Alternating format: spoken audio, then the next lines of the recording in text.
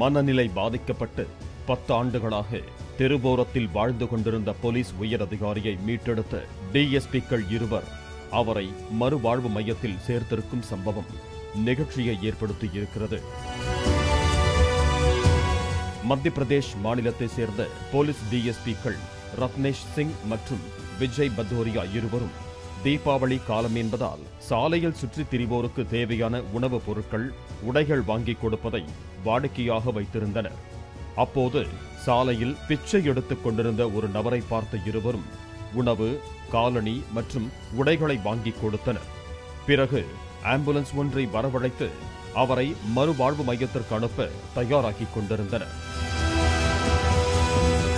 பிச்சைக்காரர் போல இருந்தவர் வாகனத்தில் ஏறிய போது, "hi Vijay Bhadauria, I am Manish Mishra" என்று கூற போலீஸ் அதிகாரிகள் வியந்து போனார்கள்.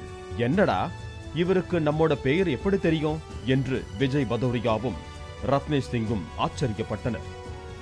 பின்னர் பிச்சைக்காரரின் முகத்தை கூர்ந்து கவனித்த போது 1999ஆம் ஆண்டு தங்களின் பேட்ச்மேட்டான மனிஷ் மிஸ்ராதான் என்பதை உறுதி செய்து அதிர்ச்சியும் அடைந்தனர். போலீசில் பணியாற்றிய காலத்தில் மிக நேர்மையான அதிகாரியாக மனிஷ் மிஸ்ரா வலம் வந்துள்ளார். துப்பாக்கி சுடுதலில் தனித்திறமையும் அவரிடத்தில் இருந்துள்ளது. பிறகு எப்படியோ மனநலம் பாதிக்கப்பட்டு போலீஸ் வேலையை இழந்திருக்கிறார். குடும்பத்தினர் மறுவாழ்வு மையத்தில் சேர்த்துள்ளனர். ஆனால் அங்கிருந்து தப்பி கடந்த 10 ஆண்டு காலமாக தெருவில் பிச்சைக்காரராக வாழ்ந்து வந்துள்ளார். தற்போது மனிஷ் மிஸ்ராவை சமாஜ் சேவா சன்ஸ்தான் என்ற தன்னார்வ தொண்டு மையத்தில் சிகிச்சைக்கு சேர்த்தனர்.